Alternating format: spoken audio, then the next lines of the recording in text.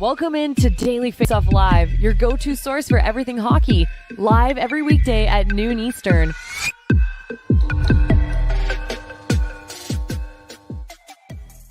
Things are happening. Welcome into Daily Faceoff Live. It's a Thursday, June 22nd edition of Daily Faceoff Live. He's former NHL netminder, current Daily Faceoff analyst, Mike McKenna. Mike, how you doing?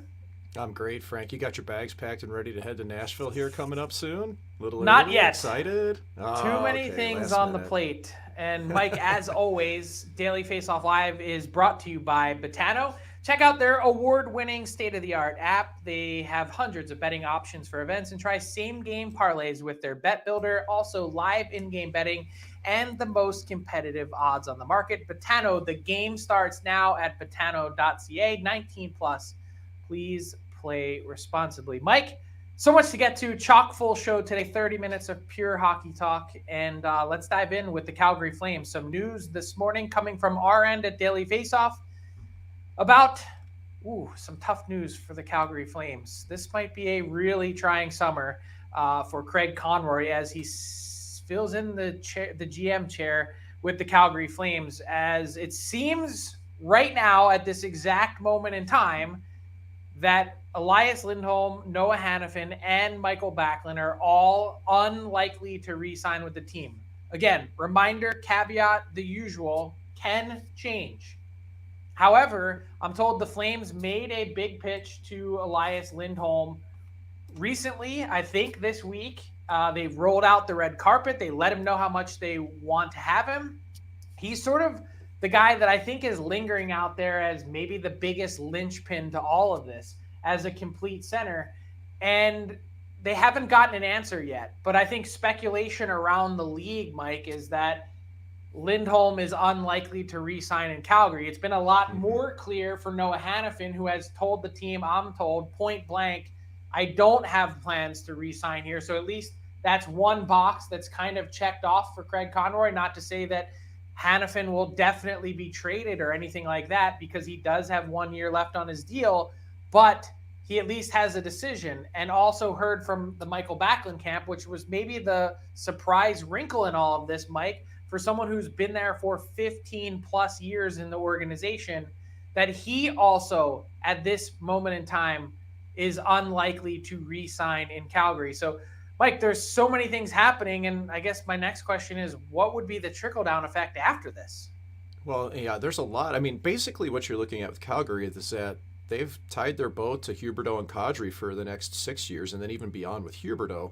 And so, in my eyes, you've got to try to move Hanifin as soon as you can. And if Lindholm is really going to turn down that contract offer, and Backlund as well, like Frank, that's two of the top centers for the Calgary Flames. So you're stuck with just Kadri, basically. So it's not just that the Flames are going to maybe move these players out, but they're going to have to backfill with some serviceable players on top of that. And Lindholm, being a complete 200-foot player, he's a top two center for any team in this league. And there's such a premium at that position, Frank. There's going to be no shortage of suitors out there. I think of Columbus and St. Louis, teams right off the bat. Minnesota that needs centerman. He fits that bill. But Backlund did surprise me, Frank. At 34 years old, I have to wonder what he could be looking in his next contract if he just wants to leave town. It just doesn't bode well for the overall vibe of Calgary right now. Yeah, and I think maybe that's the hardest part. Backlund, as you mentioned, knocking on the door of 20 goals again last season.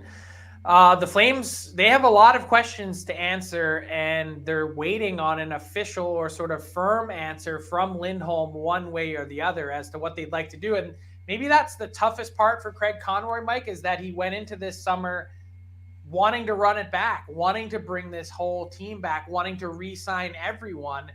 And he's kind of now sitting and waiting for some of these guys to make decisions. The power doesn't really rest in his hands at this exact moment.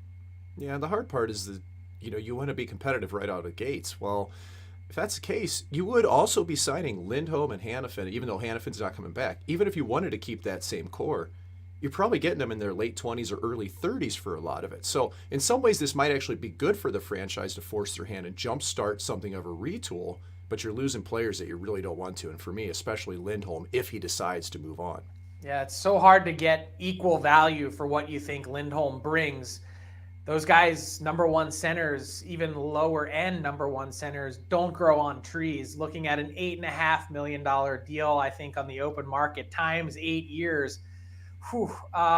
It's going to be tough to get a player of that value back to the plug right into your lineup, which is what Calgary prefers. But Mike, to this point, speaking to general managers around the league, sources say the Flames have not engaged in trade talks yet on Lindholm. Anyone that's called and asked has been told we are still trying to re-sign them. My question is, how long does that continue? Let's talk about the Vancouver Canucks, move west in Canada and go to the lower mainland, where Patrik Allvin held his press conference pre-draft availability on Wednesday, where among the myriad of things he told reporters, what caught my eye, Mike, was that the Canucks, who are picking at number 11 next Wednesday night in Nashville, have also said now publicly from Allvin's lips that they'd like to try and find a way to move up. My question to you is, looking at the top 10, none of those picks which have changed hands to this point, where are they going to do it and how? Yeah, that's what I'm wondering, the same thing, because look at the teams that are in the mix up there. Like, you know that Chicago, okay, they're not leaving Bedard at first overall, but even down the depth chart here, Columbus, San Jose, Montreal, Arizona, they all need these players. So does Philadelphia. I mean, the only one that even enters my mind that could be entertained might be the St. Louis Blues and potentially Detroit if they were going to swap, maybe Wash, but you're only gaining 2 to 3 spots. But in this draft, though, there is kind of a consensus, it seems like, that the top 10 is a little bit different than from 10 on down. And if you get into Different that tiers. you get into that 5 to 10 slot, maybe you can get a Zach Benson, who is undersized, finished second in the WHL in scoring to only Connor Bedard.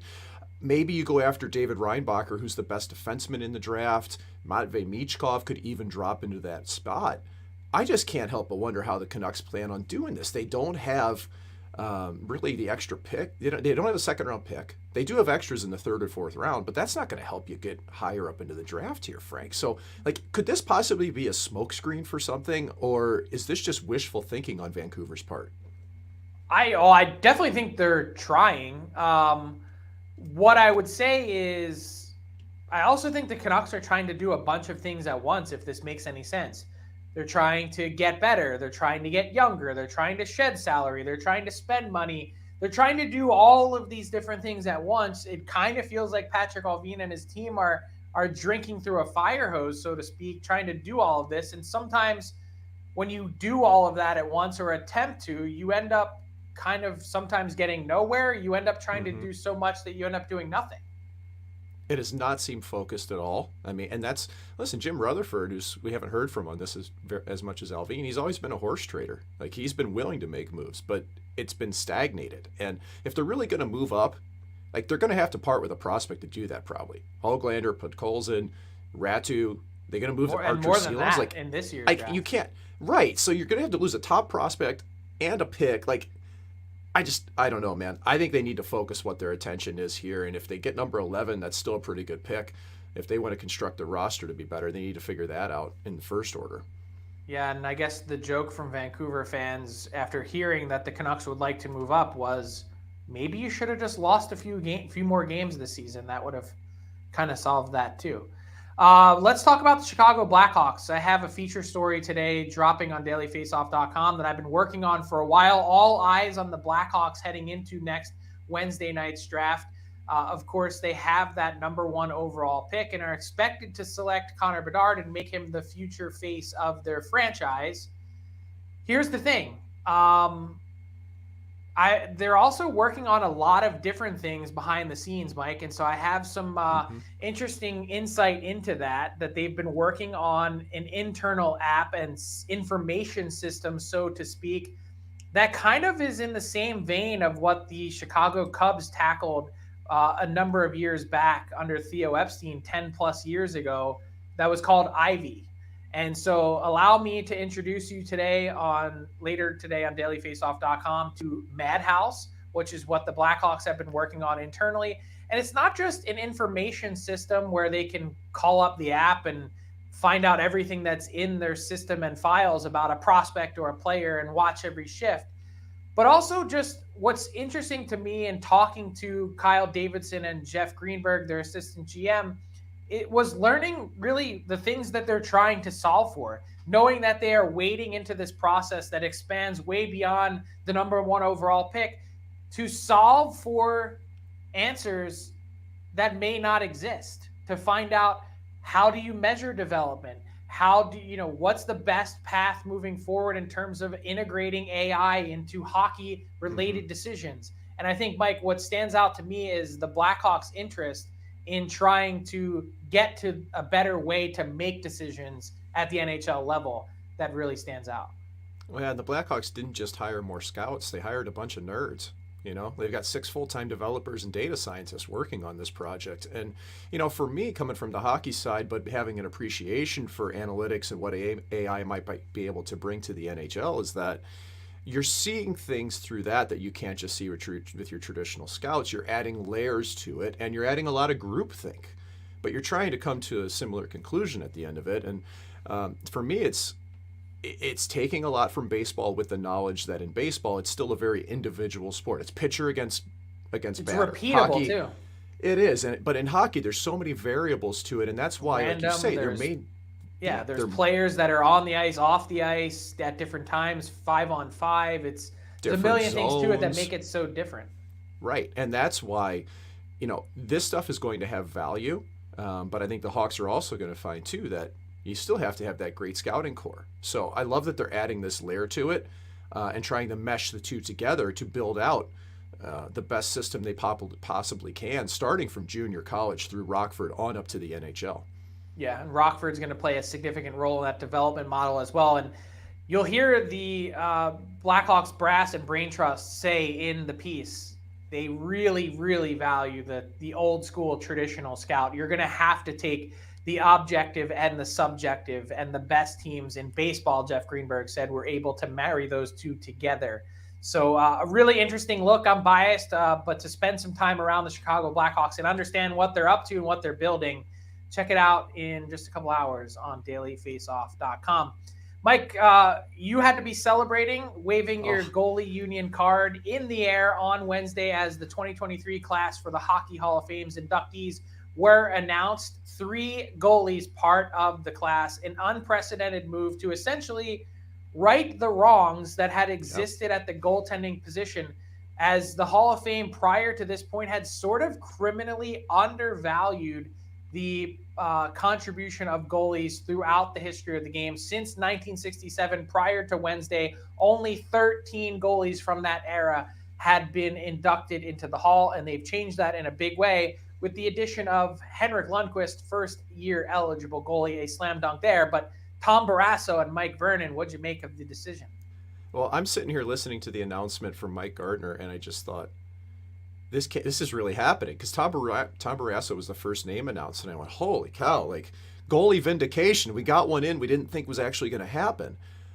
And then it goes to Turgeon and gets to Mike Vernon, who I've been championing for a long time, thinking he belongs in with, 2 cups, Conn Smythe, and elected the All-Star game 5 times, like greatness when you need it. It's just, this felt like, this was like goalie redemption day. And I think we finally beat it into people's heads enough as a goalie union that the goalies have been undervalued. I could just hear Brian Burke sitting there going, well, we got to make the goalies happy. Let's do it this year. To just wipe the slate clean and get the folks in that really, in my eyes, are on an even level to someone like a Pierre Turgeon, who spent 19 years in the league but finished the top 10 in the scoring once. Try to tell me goalies aren't more important than that player on occasion, right? And I don't mean that in a dismissive way to Pierre at all. Great player. But this was a big day for goalies. And I think it does wipe the slate clean here, and it probably should open the door, in the future at least, to some goaltenders who may not necessarily have the hardware or longevity of others, but do belong in the Hall. Curtis Joseph, who had That's better right. numbers than some of those guys in Barrasso. That's who and I Vernon. thought it'd be in. I was shocked it wasn't Cujo. Maybe they were just going by guys that were most outstanding in terms of longest wait to this point, as Cujo hasn't had to wait quite as long. Congratulations as well, of course, to Pierre Turgeon, who I think Paul Paduti at Adjusted Hockey, if you're not following him already, said it best. A slow burn of a career, never a top 5 player at his position, but for 12 consecutive seasons inside the top 20 as a forward is certainly impressive, as well as Caroline Ouellette, one of the most decorated women's players of all time, and the two builders, Pierre Lacroix, the two-time champion Colorado Avalanche, as well as Ken Hitchcock, a fantastic career from 16U hockey in Edmonton all the way to the Hockey Hall of Fame. Let's stay in Edmonton and let's talk Edmonton Oilers offseason with the All-32.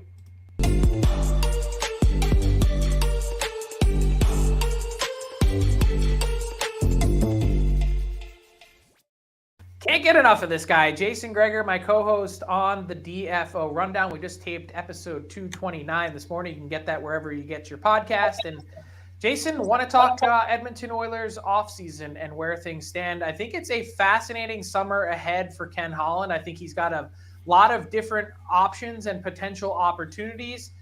Probably isn't going to be any seismic changes with this Edmonton team that seems ready to go into battle again next season.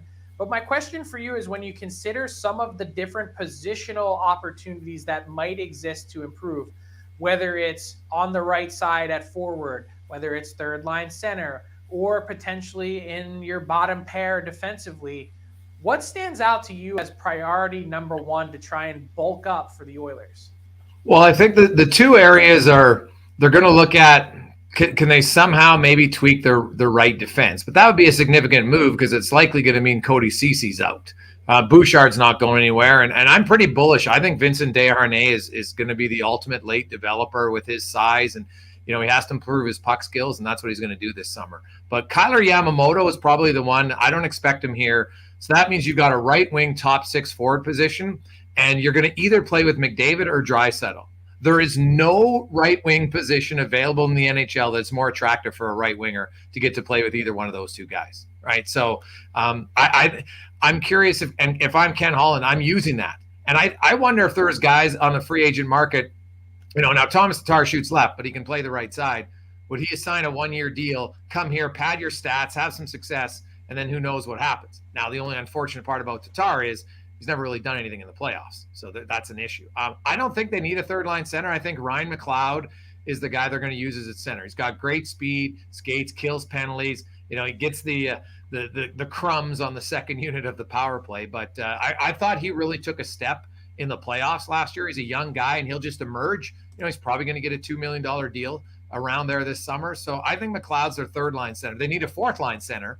And potentially some bottom guys if Klim Kostin leaves to the KHL, which I think is probably low percentage chance. So I think right wing, though, in the top six, if I'm a right winger, and I know Connor Brown's name is being attached to Edmonton a lot, and it makes sense, that's the one change that could be significant. And it doesn't have to be a huge point guy because Edmonton scored goals. Scoring goals isn't their problem. They have to find a right winger who's good offensively but also reliable defensively there. Well, that's part of what I've been wondering about the Oilers is looking in that Pacific Division. We've all learned how good Vegas was. It wasn't a fluke that team was able to move on. And you have to look at your opponents. I mean, if you're the Edmonton Oilers and you're thinking about next season's Stanley Cup playoffs, how do you counter against a team like Vegas that was so crushingly good defensively, even though Edmonton's power play was that strong? How does Edmonton get to the point where they can defend well enough? Is it just on goaltending? Do we have to see Stuart Skinner take tangible steps or see a resurgence from Jack Campbell to do so? Well, I think goaltending will help, no question. But you go back and that series was lost in games 5 and 6, right? The first 4 were a wash. Each team split. Each team dominated the game. So Edmonton is equal. You get to games 5 and 6. The first and the third period of both games, Edmonton was the better team. They gave up 3 goals in a $129 in the second period. They got undisciplined, and then they had one bad breakdown. And then in game 6, again, second period, they gave up 3 goals, and they made bad defensive errors, and not so much off of Vegas doing anything special, right? They had a Leon Draisaitl turnover. They had another one where, probably a point shot, you'd like a save from your goalie. But I really think Edmonton, Mike, they were right there with Vegas. The difference was Vegas didn't beat themselves. And Edmonton talked about it. And that to me is a mindset that will have to start the start of the season because they were Santa Claus for the first 3 months. They gifted more goals than any team in the NHL. And if you look at their numbers, Kevin Woodley told me they actually had the 3rd highest expected save percentage of any goaltending team in the league because they didn't give up a lot. Yeah. Was the ones they gave up were so grossly bad that some goalies, I don't care if it's Vasilevsky, you're probably not stopping it. So better goaltending will help, but I just think better continual team defense has got to be their focus. My question for you, Jay, is how aggressive would you be? Like, Ken Holland was aggressive at the deadline going out to get Mattias Ekholm, and I just feel, my own personal opinion, like, this is their year. Like, you've got everyone lined up the way that you want it to, at least at this moment. Don't leave any stones unturned. If it means going out and spending 2 first-round picks this summer, or whatever it might be, to rejig your cap, be as aggressive as you can. My question, on a 1 to 10 scale, how aggressive would you be if you're Ken Holland, or do you think this is a team that doesn't really need a whole lot? Yeah, I think the summertime, I might be like a 7. I wouldn't be crazy, but I would ensure that I got a good right winger, because I think at the deadline, that's when you'll know where your team defense is at. And if you need to say, okay, we're going to go and now get the right side defenseman equivalent to Mattias Ekholm. And then you would give up the picks, you would sell the house then. So I wouldn't do it in the summer as much. Now, if Brett Pesce's available on the right price at the right price point, I'm looking strongly at Brett Pesce. I really like him. I'm probably biased. I think he'd be an ideal. He knows how to defend first, and he's got a great cap. I just don't think he's going to Canada. Year, but the Oilers could re-sign him for $6 or $7 million next year when the cap goes up. So if you can get Brett Pesce this summer, I think that's the one realistic target. The rest are guys that maybe you look at the deadline, excluding the right winger. I do think they can't go into the season again with a lot of question marks there. Just get a solid guy that's not only decent offensively, but is going to be reliable defensively. Yeah, it's going to be fascinating to see what happens. I think that approach also makes a lot of sense too. You also saw in the playoffs that what failed the Oilers wasn't McDavid or Draisaitl not producing. Of course they did. It was they just ran into some untimely injuries and players not at their peak, and guys like Kane and Hyman, speaking to the need to continue to surround these guys with the best talent possible. Thanks to Jason Gregor for joining us today for the All 32 to talk Edmonton Oilers offseason. Big things ahead in the YEG this summer. Thanks, Jason. Have a good one, fellas.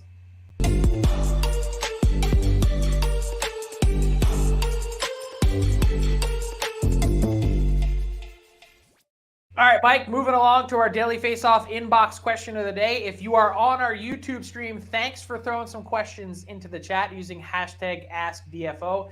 The chat is bumping today during today's stream, and appreciate everyone streaming along and also giving us a like and subscribe if you enjoy the show.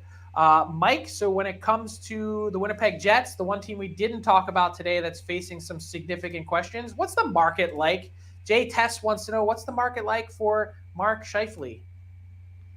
Well, 40 goals scored, Frank, for a centerman who's under 30 years of age or right at it. He's just turned 30.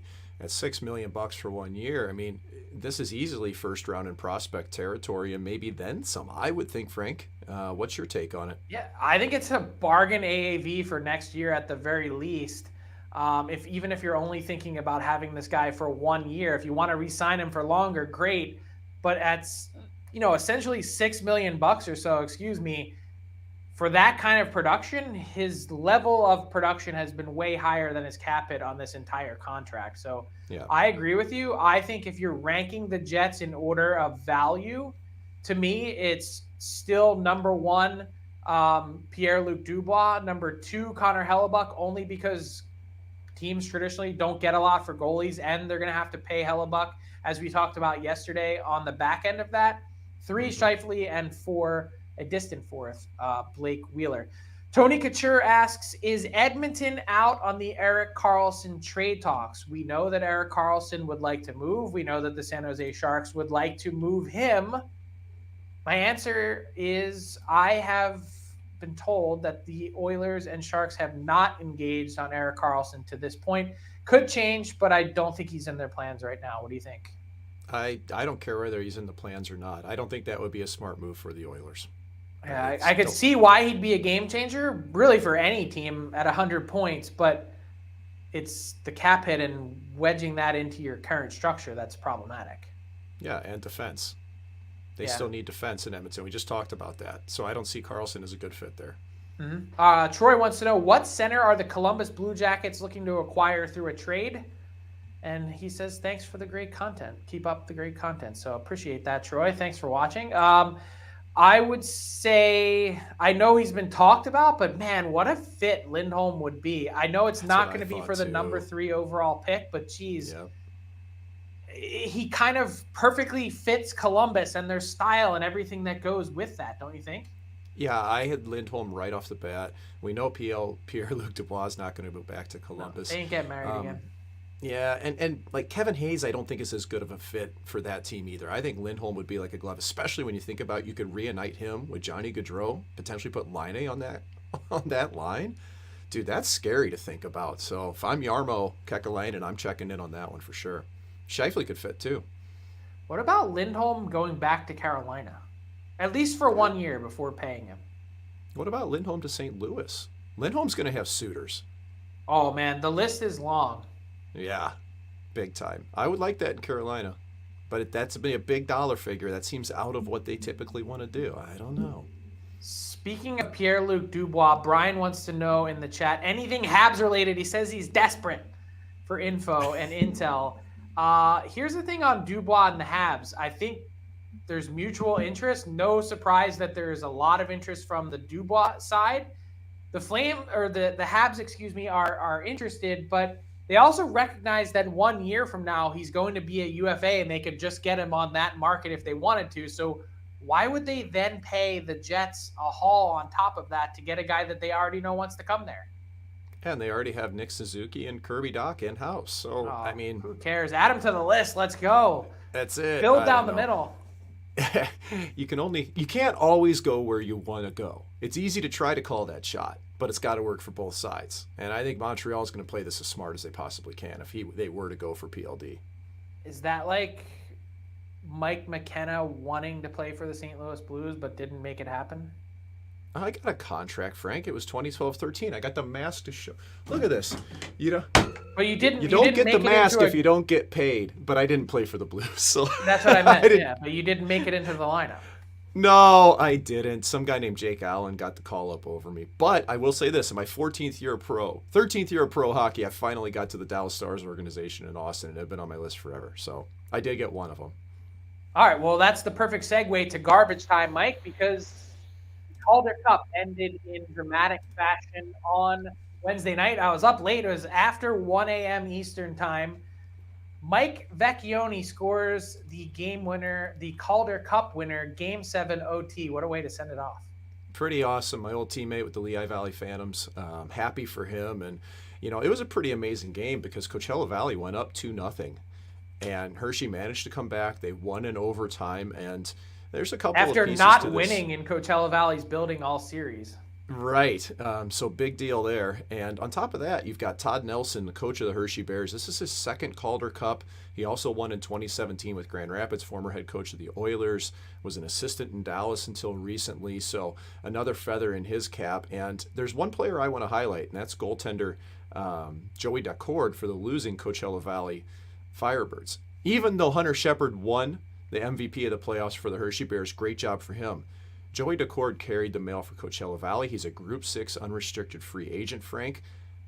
I think he's going to get an NHL deal from somebody. I think he's going to get a one-way, and it might be a multi-year deal similar to what Charlie Lindgren got previously. It's a gut feeling for me.